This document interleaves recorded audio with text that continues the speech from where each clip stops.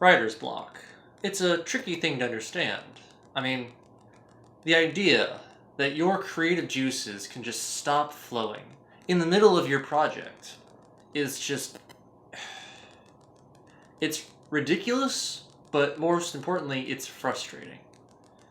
For the past month or so, I have been stuck in a very tight writer's block. I have all these great ideas for what I'm currently doing to edit my work because I have to go back to my original chapters to fix a lot of plot holes so that the progress of the story moving forward, especially in the end game, makes sense. You know, if you're a writer, you exactly know what I'm talking about. Where you start writing the story and you have a general idea of what you're doing. But then, as it progresses, it starts to take a turn you didn't expect. Until you have an ending that feels great, that you really want to have happen. But the beginning of the story doesn't at all support that ending. So you got to go back in time and rewrite history in order to make that ending possible.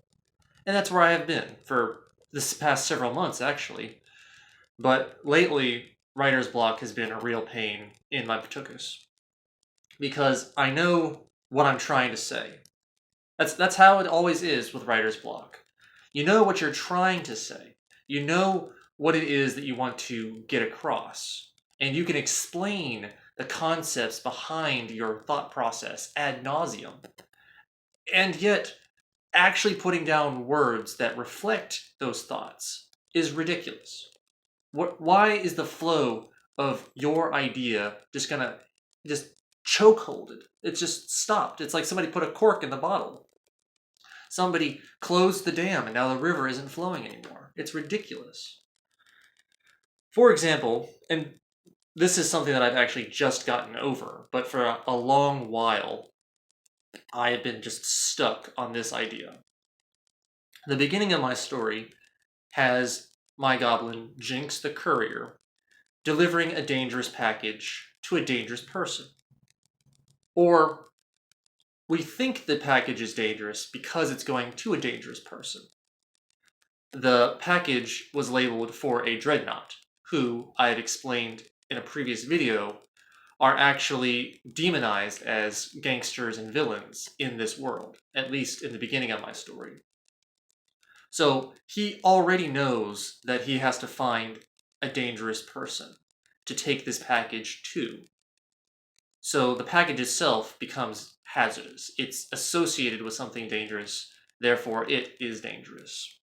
And that's supposed to set the tone of the story in the beginning, where he has all this anxiety about finding his customer, about finding the recipient of said package.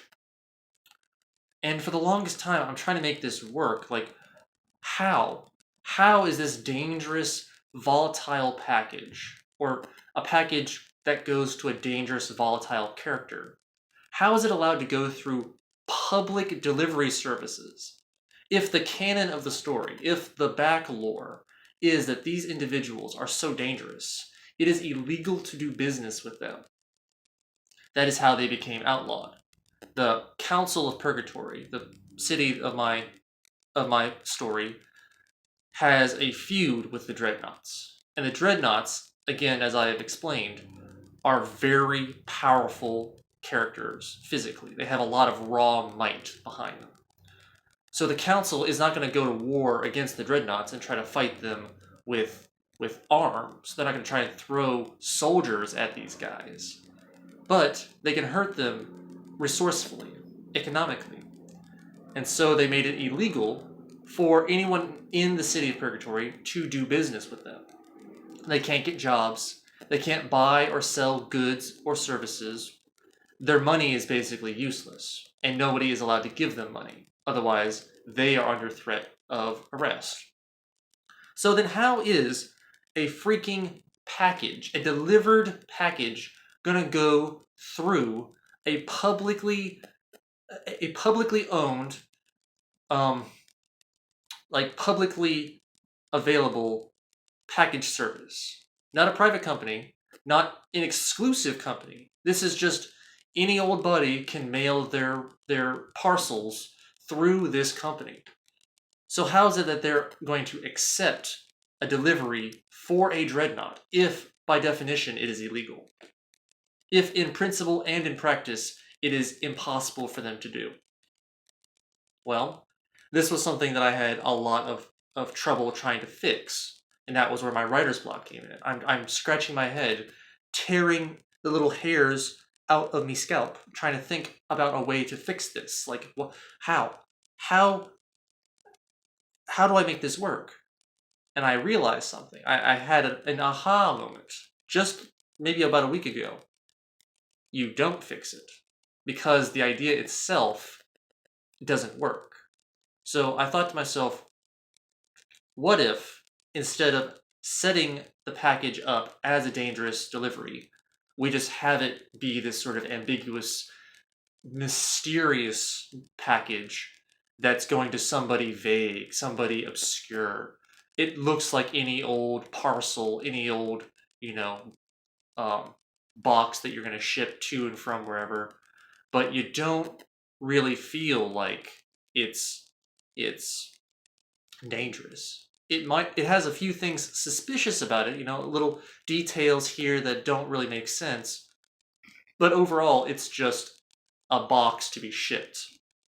Well, in my story, it's actually a scroll, so a message to be delivered. There's a little bit of ambiguity into what makes it so dangerous. But if we start off with my character not believing it's dangerous, and then gradually he kind of gets little hints here and there that, this is going to some place that's not safe, then there's the big reveal where he finally finds his customer and discovers that he is in fact a very big, very scary dreadnought.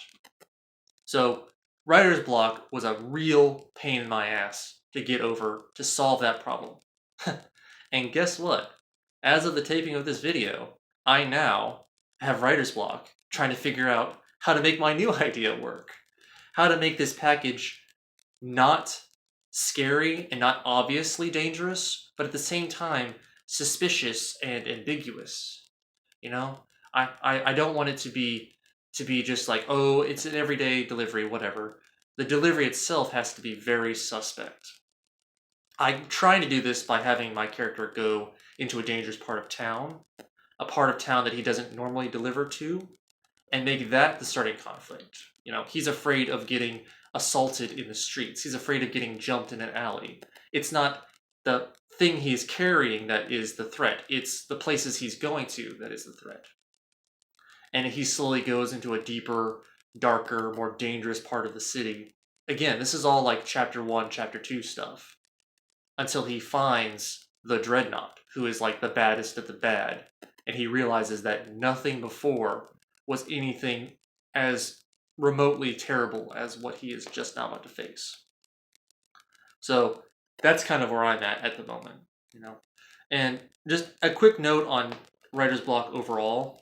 It's a real pain in the ass when you have your work in progress, when you're making good headway, when you're making good leeway on it. You're flowing real good. You've got like one step in front of the other. Boom, boom, boom. All the dominoes are just kind of falling into place, and it's looking really good. And then you just hit that wall, and you get stuck. It's like you're a freaking Olympic runner, and then you hit a patch of mud, and all of a sudden you can't even raise your feet. You can't make it an inch forward because there's this thing stopping you.